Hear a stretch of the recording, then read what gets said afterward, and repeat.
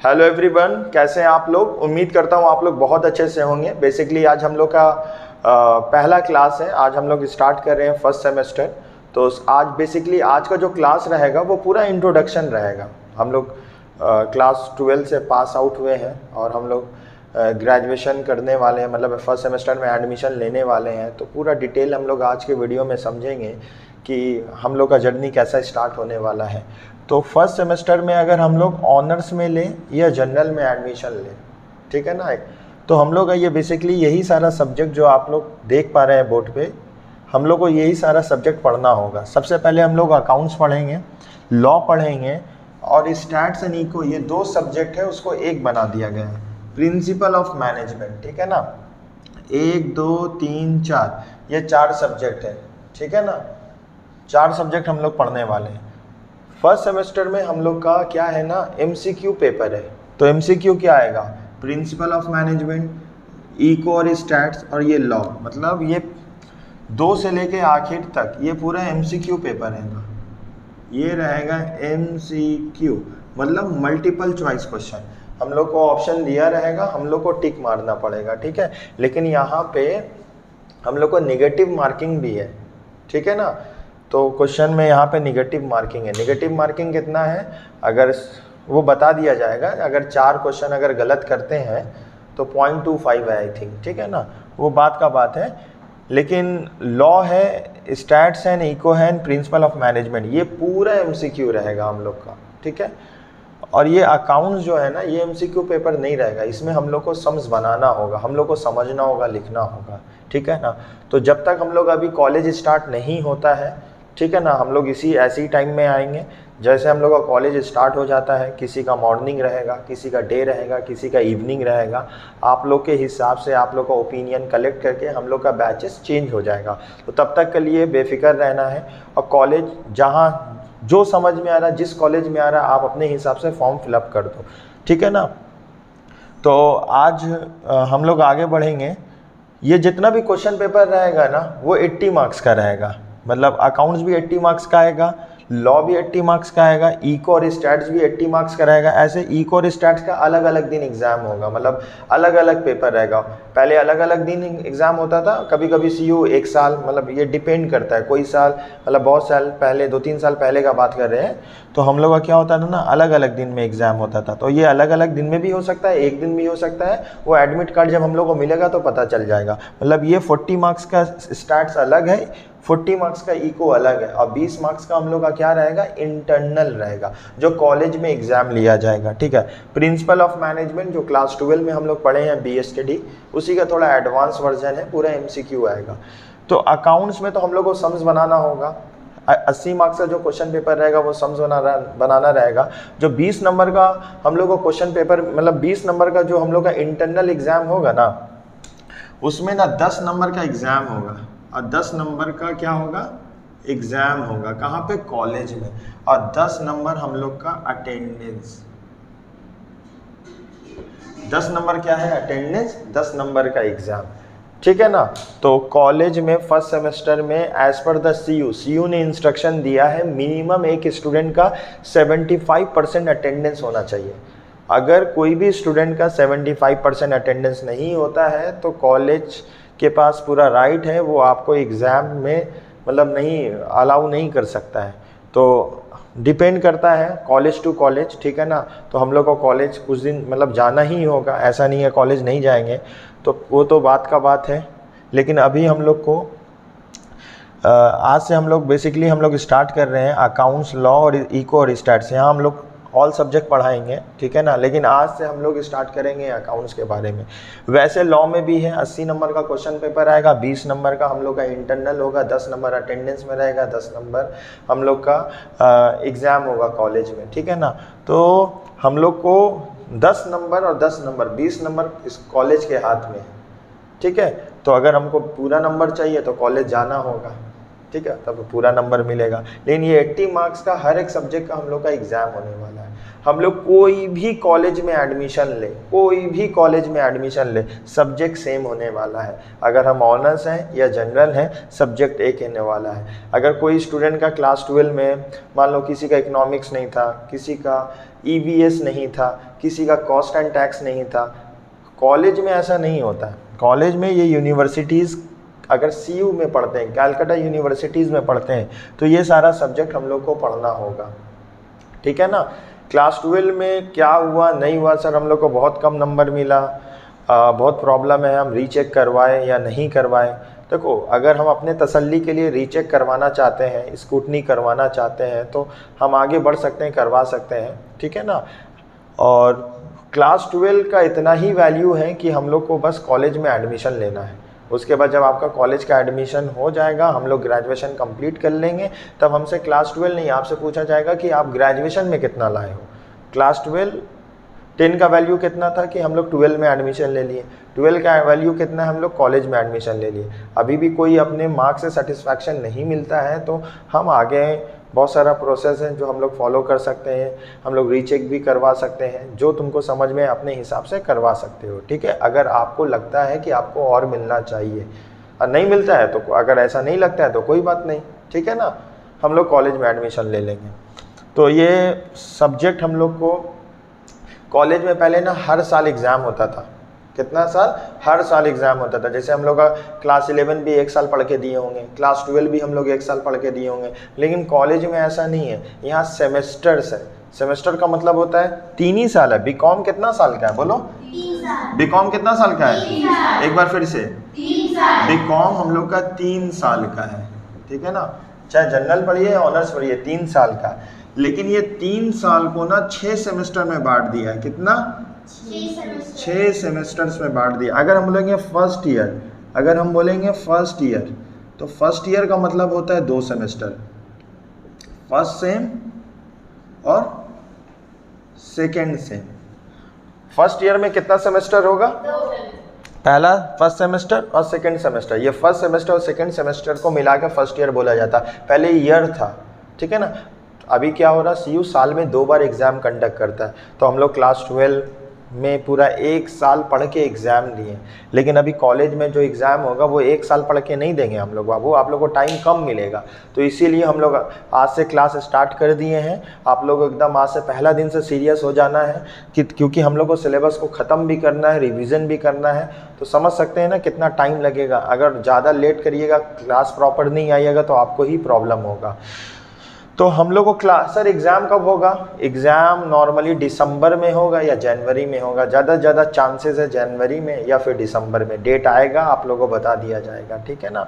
तो देखो, अभी दिसंबर को कितना ही महीना है, 6 महीना बचा हुआ है। दिसंबर का एंड में होगा या जनवरी में होगा। तो हम लोग को अपने तरफ से पढ़ाई स्टार्ट कर देना होगा, ठीक है ना। पहले क्या था, साल में 1 बार एग्ज़ाम होता था, तो हम लोग लास्ट टाइम में पढ़ते थे, हो जाता था। क्योंकि अभी इतना सारा सिलेबस है, लास्ट टाइम में पढ़ेंगे तो हम लोग को कवर अप ही नहीं कर पाएंगे, ठीक है ना। तो हम लोग को आज हम लोग थोड़ा अकाउंट्स का इंट्रोडक्शन स्टार्ट करेंगे। समझ में आ रहा है बाबू तुमको? तो आज हम लोग अकाउंट्स का क्या करेंगे, इंट्रोडक्शन स्टार्ट करेंगे, ठीक है ना। तो पहला अकाउंट्स क्या है, फर्स्ट सेमेस्टर में जो भी अकाउंट्स है, ऐसा कोई खास नया सब्जेक्ट ऐड नहीं हुआ है। मोस्टली हम लोग का सब्जेक्ट जाना हुआ है। मोस्टली होगा एक दो नया टॉपिक होगा जो हम लोग को नहीं पता होगा। मोस्टली हम लोग चैप्टर पहले से पढ़ चुके हैं, मतलब अगर पढ़े भी नहीं होंगे तो नाम तो सुने होंगे, ठीक है ना।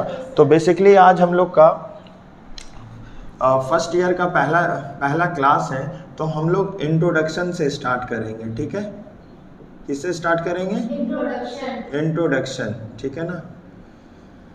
सबसे पहले हम लोग ये समझते हैं अकाउंट्स क्या होता है, नहीं हम लोग क्यों मेंटेन करते हैं। अच्छा, हम लोग अकाउंट्स क्यों बनाते हैं, एकदम हम लोग बेसिक से एक बार स्टार्ट करते हैं। ये समझते हैं कि क्योंकि आज हम लोग का पहला क्लास है, इसीलिए मैं एकदम शुरू से बता रहे हैं, ठीक है ना। ऐसे हम लोग का इंट्रोडक्शन नहीं रहेगा, लेकिन तब भी। तो हम लोग अकाउंट्स क्यों बनाते हैं, कौन बोलेगा, बोलो यहाँ पे। हम लोग अकाउंट्स क्यों बनाते हैं? अच्छा, हम लोग का अकाउंट जो बनाते हैं, खाता में इतना मेहनत करते हैं, ये क्यों बनाते हैं, इसका पीछे क्या ऑब्जेक्टिव रहता है? एनीवन? जोर से बोलो। अच्छा, जो आ रहा बोलो ना, घबराने का क्या है। अच्छा, बिजनेस का मेन ऑब्जेक्टिव क्या होता है? पैसा कमाना। Earning profit is the main objective of the business. Earning profit is the main objective of the business and providing services is the secondary objective of the business. ये कहीं ना कहीं हम लोग पढ़ चुके हैं, है कि नहीं? तो प्रॉफिट अर्न किए हैं ना हम लोग, क्योंकि हम लोग जो भी प्रॉफिट अर्न किए हैं वो हम लोग को ना बिजनेस में हर एक चीज़ ना लिखना पड़ता है, क्योंकि एक ट्रांजैक्शन तो है नहीं। जैसे एग्जांपल के तौर से ये मिस्टर डॉन है। कौन है? Mister don. मिस्टर डॉन है ये, इनका नाम मिस्टर डी है, ठीक है? तो मिस्टर डी क्या है? एक बिजनेसमैन है। मिस्टर डी क्या है? एक बिजनेसमैन है। तो बिजनेस करने के लिए इन्होंने क्या किया होगा? साल में कुछ पैसा इन्वेस्ट किया होगा। इनमें क्या किया होगा? कुछ पैसा बिजनेस में इन्वेस्ट किया होगा, कुछ मटेरियल लाए होंगे, लैंड एंड बिल्डिंग परचेज किए होंगे, जो इनका हैसियत होगा, जो इनका नेचर ऑफ द बिजनेस होगा, नेचर ऑफ द बिजनेस के हिसाब से मटेरियल वगैरह सब कुछ परचेज किए होंगे।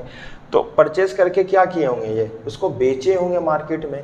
नॉर्मली बिजनेस में होता क्या? परचेज एंड सेल ही तो होता है, ठीक है ना? इनका कोई भी बिजनेस है, या बिजनेस में क्या किए होंगे? मटेरियल को परचेज किए होंगे, ठीक है ना? उसको रॉ मटेरियल को फिनिश गुड्स में कन्वर्ट किए होंगे और उसको बेचे होंगे कस्टमर को।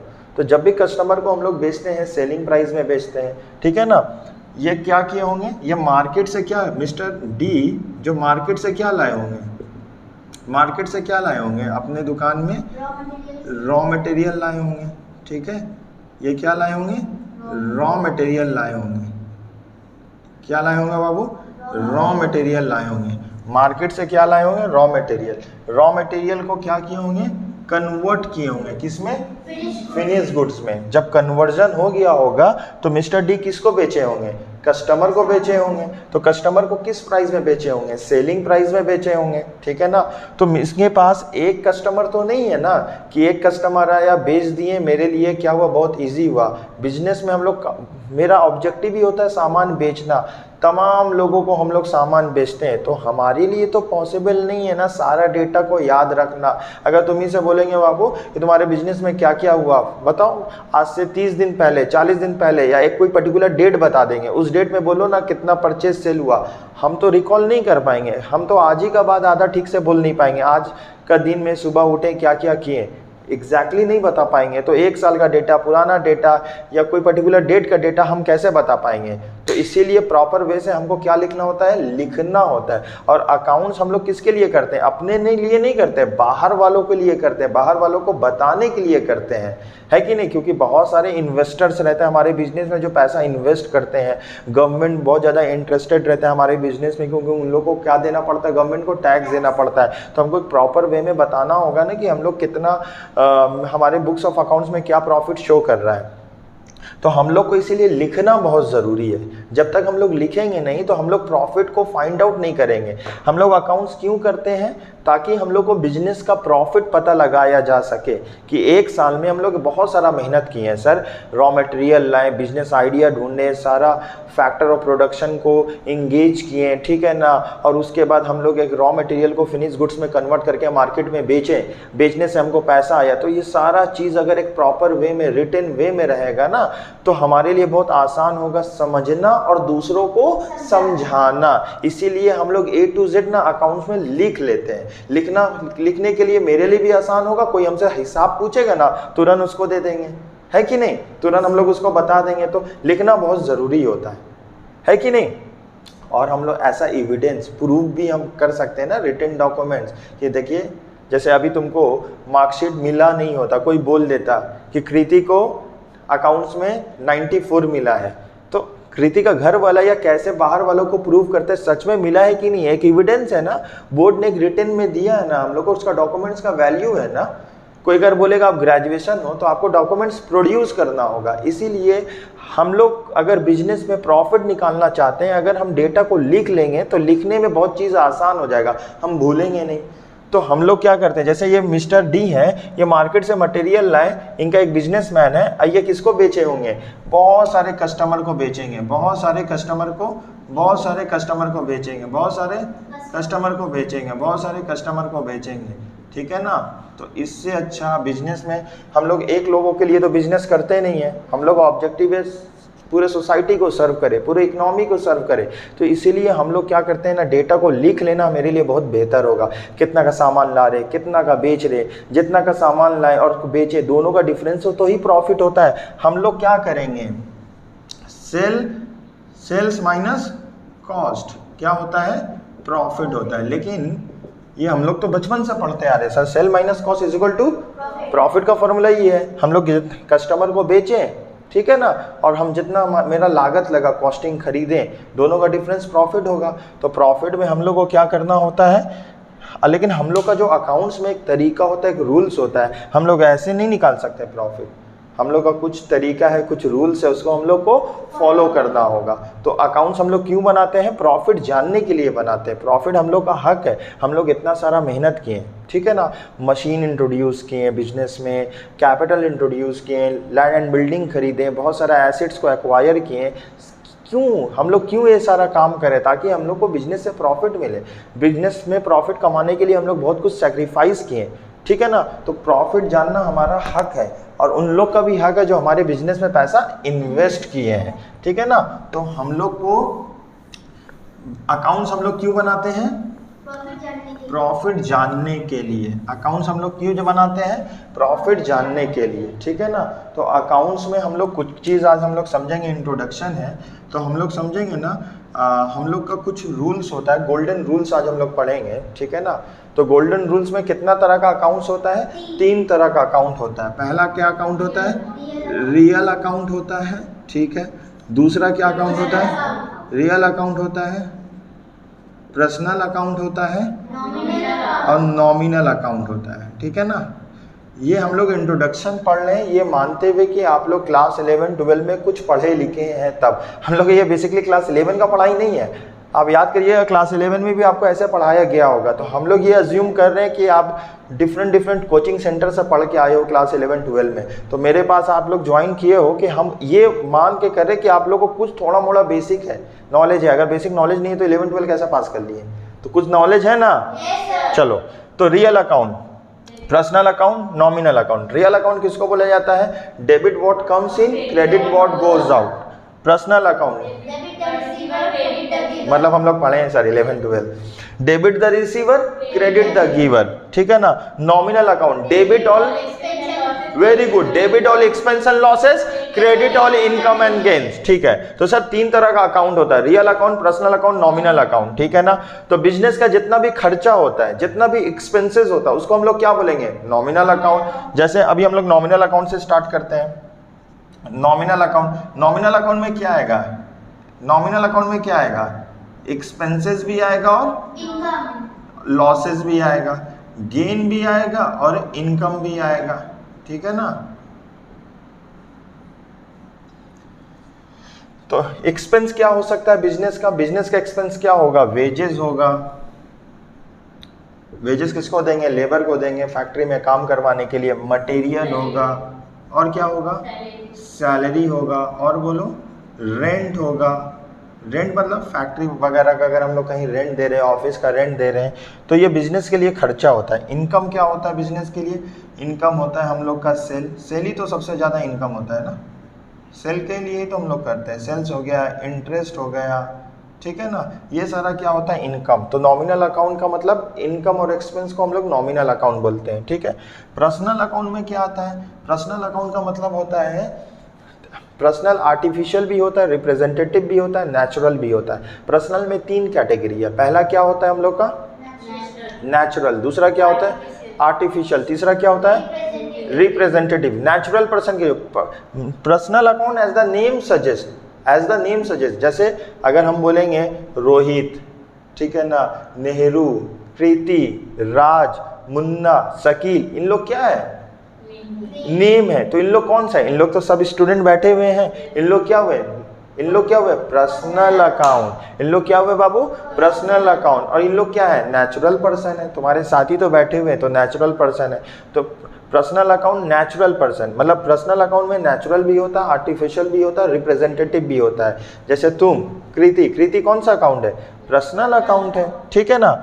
तो हम लोग का बिजनेस में पर्सनल अकाउंट क्या क्या होता है, जैसे पर्सनल अकाउंट हो गया, कैपिटल हो चुका है, कैपिटल भी बिजनेस में कोई इंसान को रिप्रेजेंट करता है ना, और क्या हो गया, ड्राइंग्स हो गया, और बोलो, वेरी गुड, क्रेडिटर्स हो गया, डेटर्स हो गया, ठीक है, ये सारा क्या होता है, पर्सनल अकाउंट होता है। रियल अकाउंट क्या होता है सर, रियल अकाउंट अगेन जितने भी एसेट्स होते हैं, जितना भी प्रॉपर्टी होता है जो हम लोग को फ्यूचर में बेनिफिट देगा उसको रियल अकाउंट बोलते हैं। एनीथिंग जो हम लोग को फ्यूचर में बेनिफिट देगा उसको एसेट्स बोलते हैं, और एसेट्स रियल अकाउंट होता है। जैसे रियल अकाउंट में टैंजिबल भी आता है, इनटैंजिबल भी आता है, ठीक है ना। टैंजिबल का मतलब जिसको हम लोग अब जब अभी रियल अकाउंट बोले, रियल अकाउंट में एसेट्स आएगा। एसेट्स का मतलब क्या होता है, एसेट्स रियल अकाउंट में क्या आता है बाबू, एसेट्स आएगा, ठीक है ना।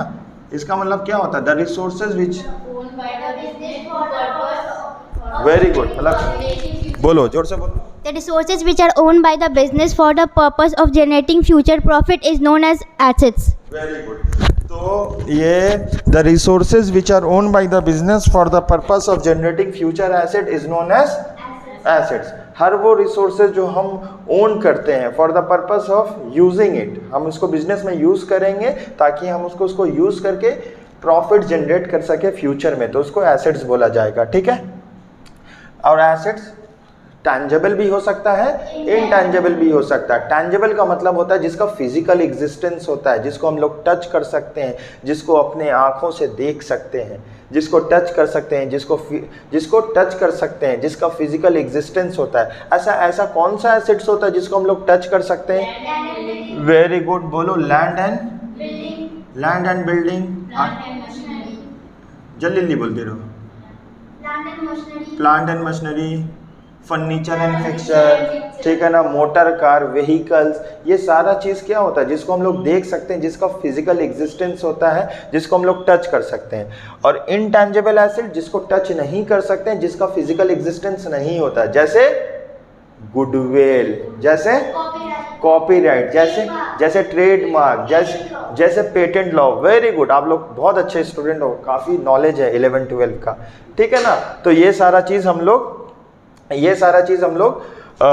एग्जाम्पल हुआ फिक्स एसेट इनटैंजिबल का। और हम लोग का एक एसेट्स और पढ़े थे ना 11-12 में, करंट एसेट्स। करंट एसेट वो एसेट है जिसका पैसा, जिसका बेनिफिट हम लोग को 12 महीना में मिल जाएगा, जैसे कि स्टॉक, जैसे कि डेटर, जैसे कि प्रीपेड, जैसे कैश इन हैंड, जैसे कैश एट बैंक। तो हम लोग को इतना पता हो चुका है। तो ये बेसिक्स है, जस्ट स्टार्ट, आज पहला इंट्रोडक्शन है तो थोड़ा सा हम लोग को पता होना चाहिए, ठीक है ना। आगे चलते हैं हम लोग।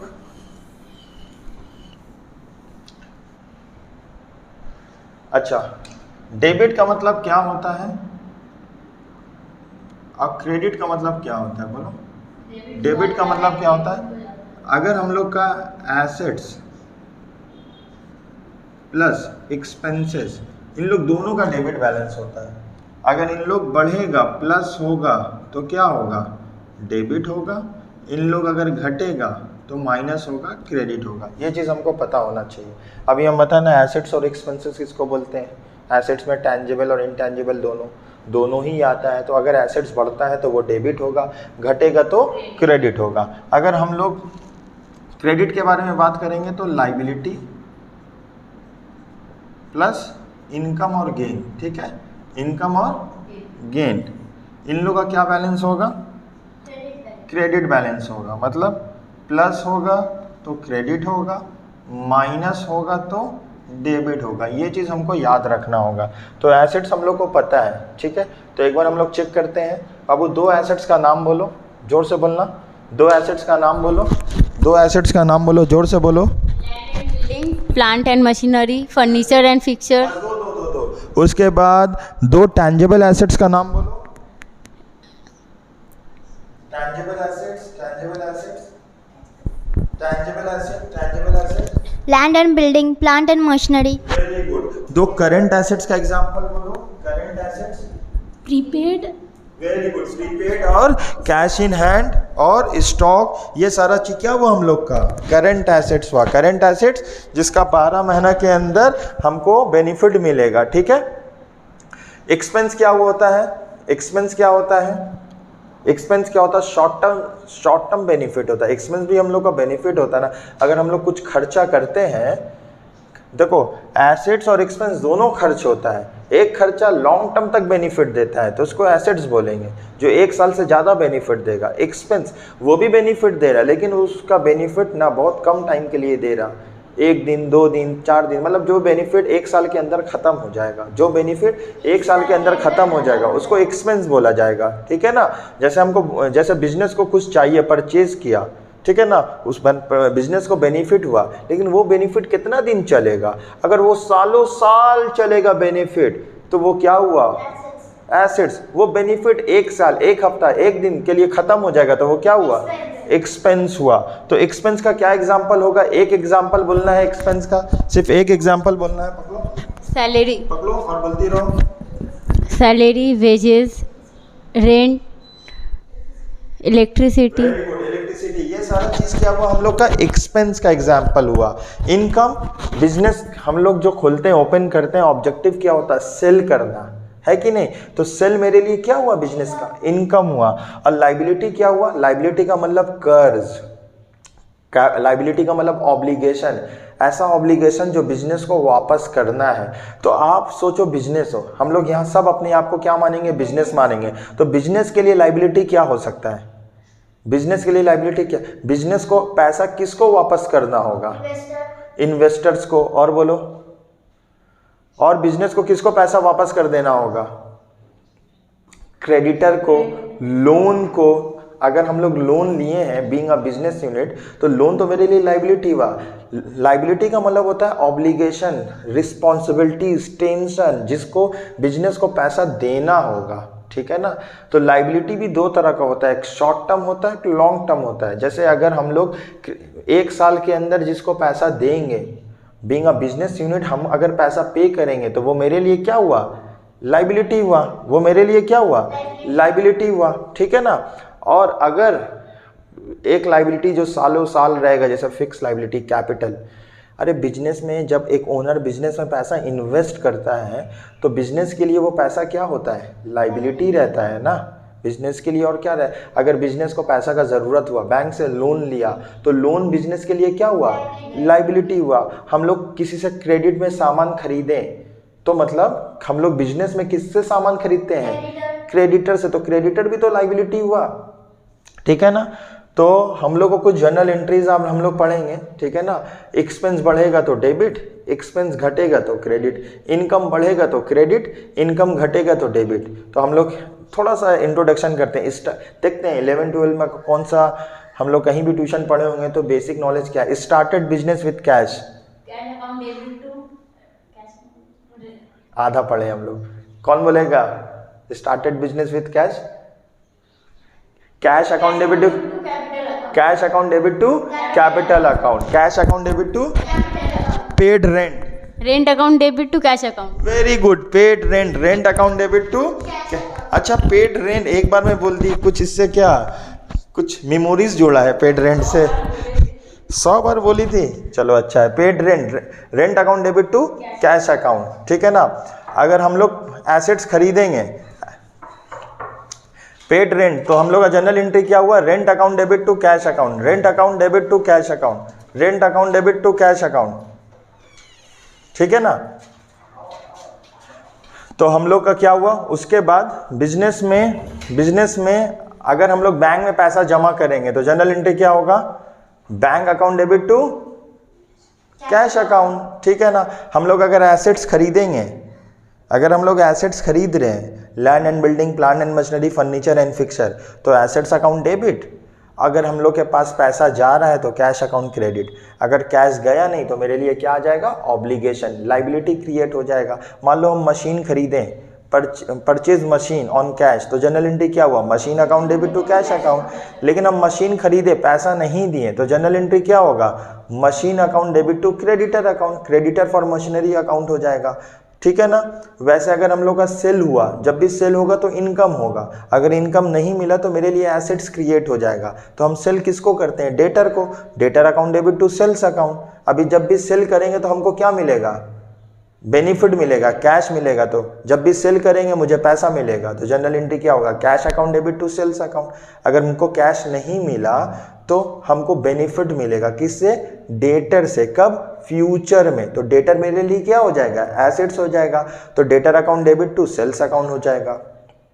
ठीक है, तो आज हम लोग का नॉर्मली इंट्रोडक्शन ही क्लास है, आज हम लोग यहीं तक रहने देते हैं। मिलते हैं नेक्स्ट क्लास में। Thank you so much.